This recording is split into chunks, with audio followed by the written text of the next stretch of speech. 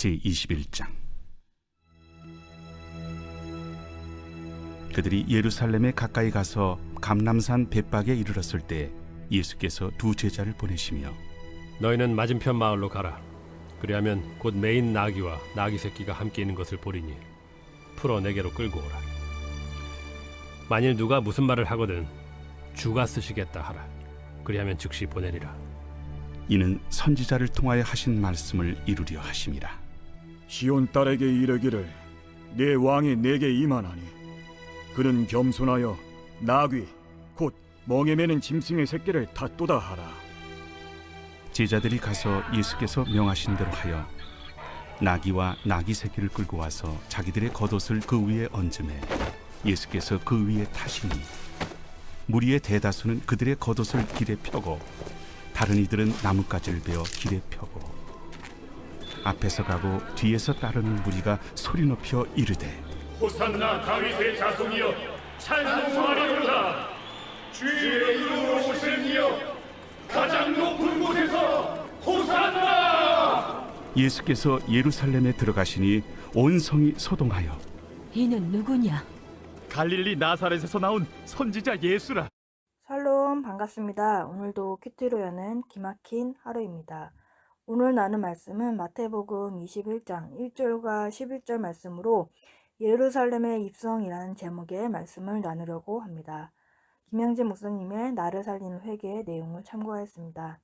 어제까지는 우리가 미가서를 보았고요. 오늘부터는 다시 마태복음을 이어서 하게 되었습니다. 오늘 우리에게 어떤 말씀을 주시는지 한번 살펴보도록 하겠습니다. 첫 번째로는 주님께 쓰임받고자 잘 매여 있어야 합니다.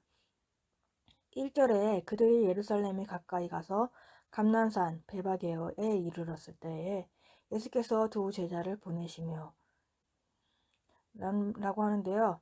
그들이 이제 예루살렘에 가까이 와서 감람산 벳박에와 베다니에 이르렀다고 합니다. 감람산은 다윗이 사랑하는 아들 압살롬의 반역으로 눈물을 흘리면서 건넌 기드론 시냇가에 있는 산입니다. 이 산에서 예수님의 사역이 시작되었고 제자들이 예수님의 부활을 보았습니다. 그리고 이제 결정적인 메시아의 사역이 감람산에서 이제 시작이 되는 것입니다.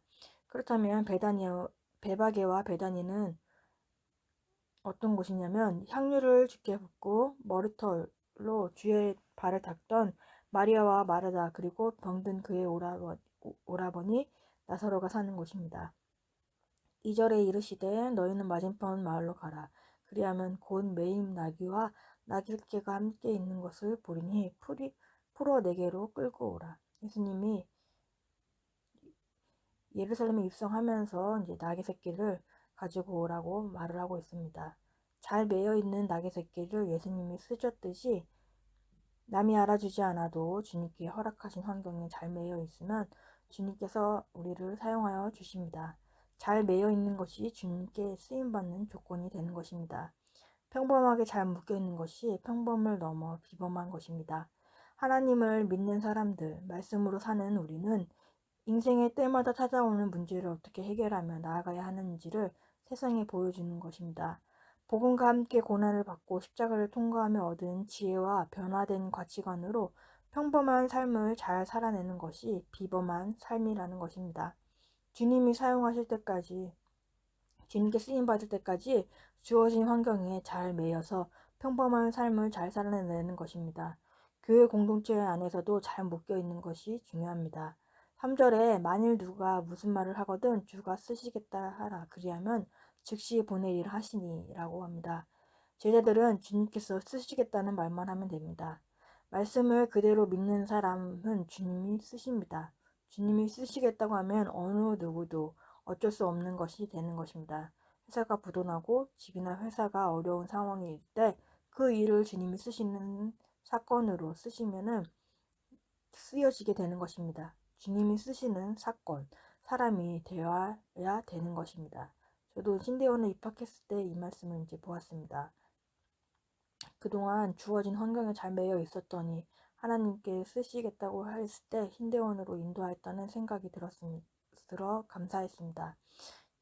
회피가 있기에 피하려고 하고 도망가려는 사람으로 매여 있기가 힘들었는데 오랜 시간의 양육과 공동체에 붙어가며 주님이 쓰시겠다고 할 때까지 잘 매여 있어서 주님의 쓰임을 받은 것 같았습니다.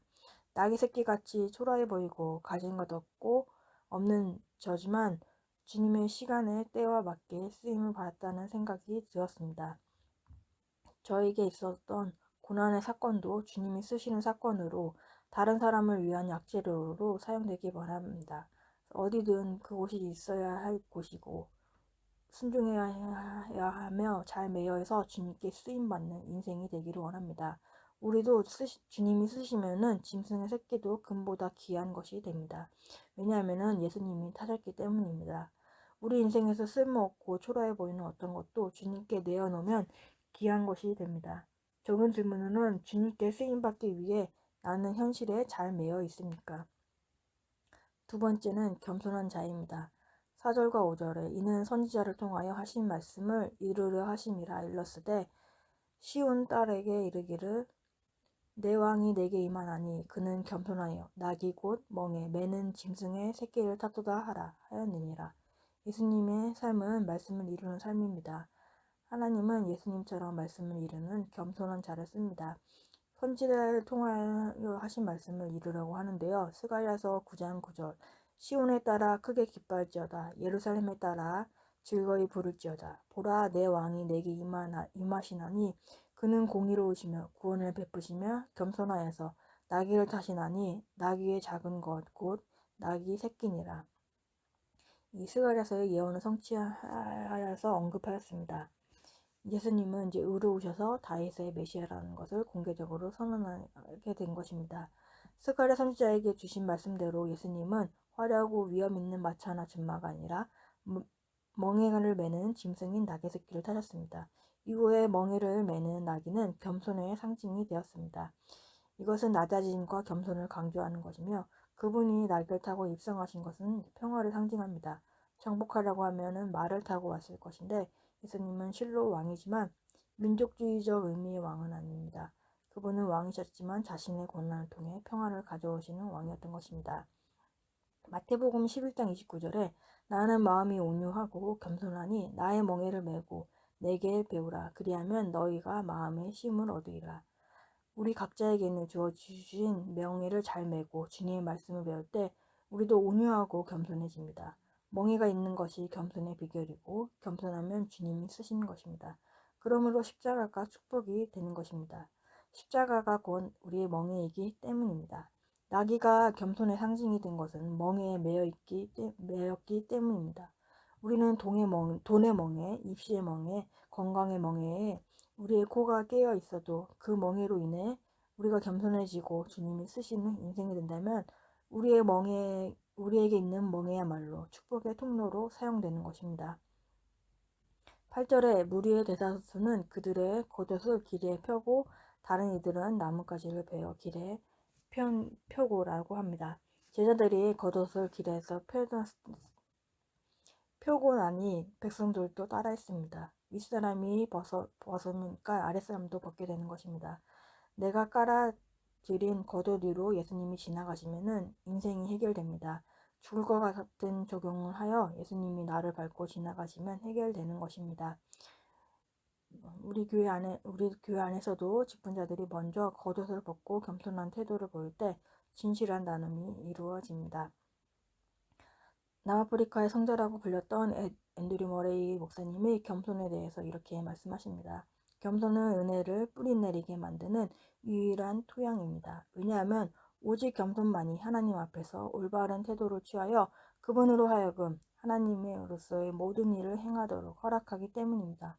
그러므로 우리는 예수 그리스도의 낮아지심을 배워야 합니다. 겸손이란 인간이 억지로 드러낼 수 없으며 오로지 그리스도의 순종의 극진 십자가의 능력을 통해서만 배울 수 있는 것입니다. 겸손은 우리가 전적으로 아무것도 아닌 존재인 것을 깨닫는 것입니다. 그 깨달음은 하나님을 전부가 되심을 알고 그분이 전부가 되시도록 길을 내어드릴 때 얻는 것이라고 합니다. 결국 말씀대로 사는 사람이 겸손한 사람입니다. 말씀을 이루려고 나귀를 타는 적용, 겉옷을 까는 적용을 해야 합니다. 죽을 것 같지만 그것이 영적인 적용이며 구속사적인 적용이 되는 것입니다. 적용 질문은 나의 코를 꿰맨 멍해가 무엇입니까? 자녀입니까? 배우자입니까? 질병입니까? 그 멍해로 인해 주님이 쓰시는 인생을 살고 있습니까?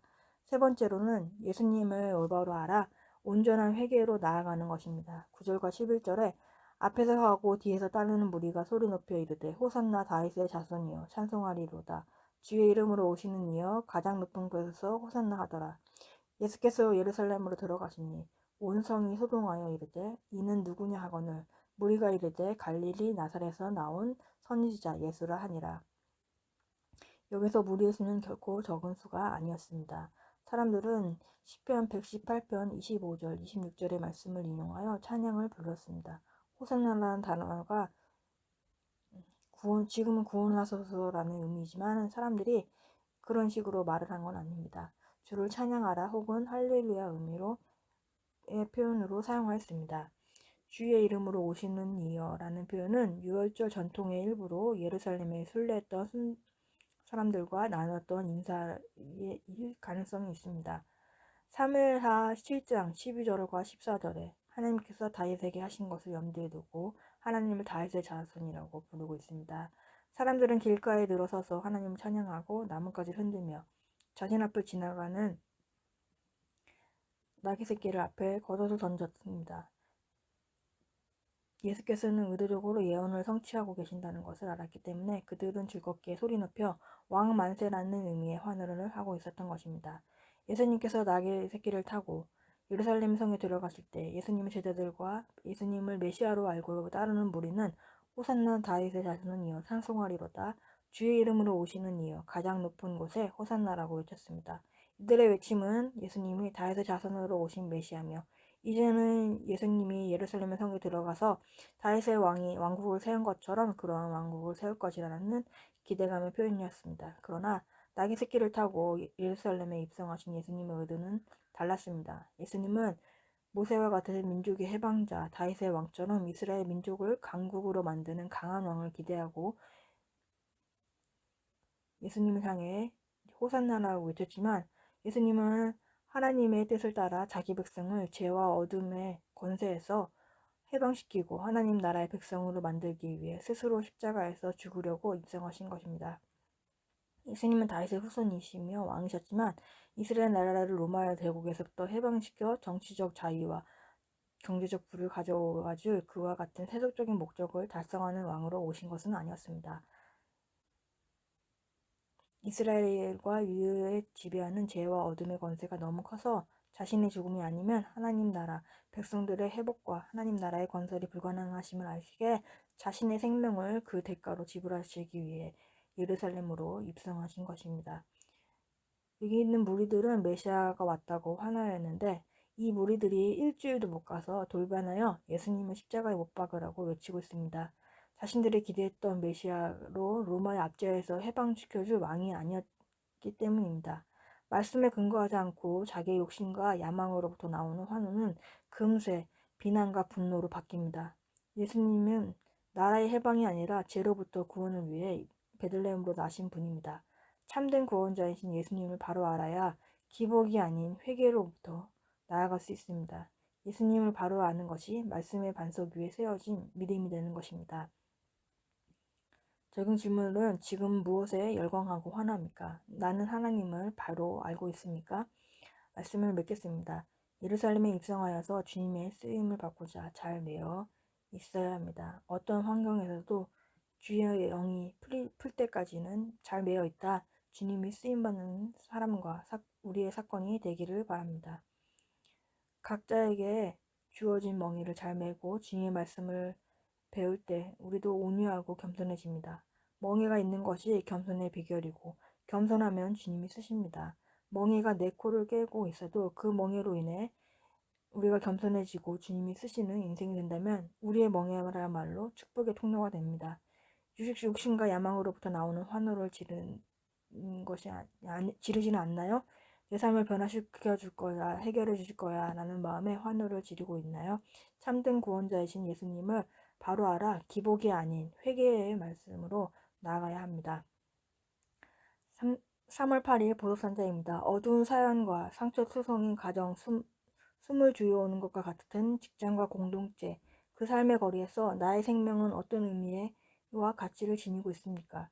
나의 오늘은 하루는 예수 그리스도로 인해 주어진 안타깝도록 아름답고 소중한 시간입니다. 나는 할 수 없어도 나에게 오신 예수 그리스도의 권세로 어둠을 이기는 빛이 되어 수많은 생명을 낳을 수 있습니다.